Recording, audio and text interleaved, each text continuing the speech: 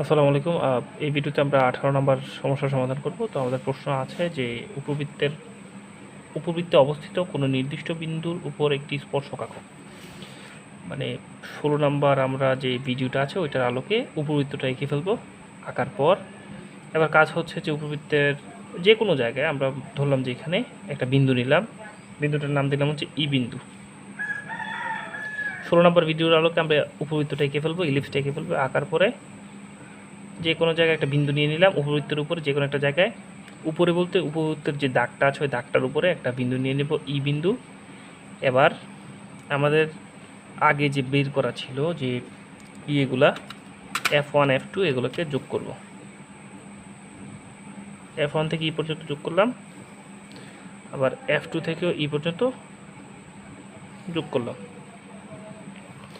এবার এই যে অভ্যন্তরে এই যে কোণটা তৈরি হয়েছে এই কোণের সমদ্বিখণ্ড করতে হবে, মানে অর্ধেকের বেশি নিয়ে আমরা সমদ্বিখণ্ডগুলো করি। প্রথমে যে কোনো রেডিয়াস একটা বৃত্তচাপ আঁকবো, যে কোনো রেডিয়াসে আঁকলাম। এবার কাজ হচ্ছে এটার অর্ধেকের বেশি নিব, এই কোণটার অর্ধেকের বেশি ব্যাসার্ধ নিয়ে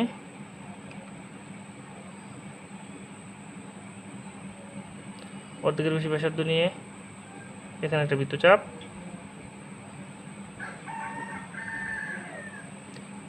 বৃত্তচাপ, আঁকলাম। এবার এই বিন্দুটা এবং এই বিন্দুটাকে যোগ করে দিলে আমাদের কাজ শেষ।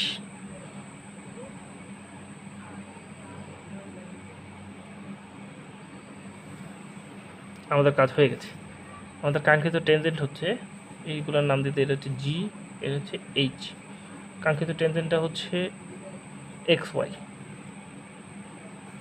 তাহলে আমরা লিখবো যে X Y is the required tangent. Bangla ভাষা লিখবে এক্স ওয়াই রেখাটি হচ্ছে উদ্দিষ্ট স্পর্শক।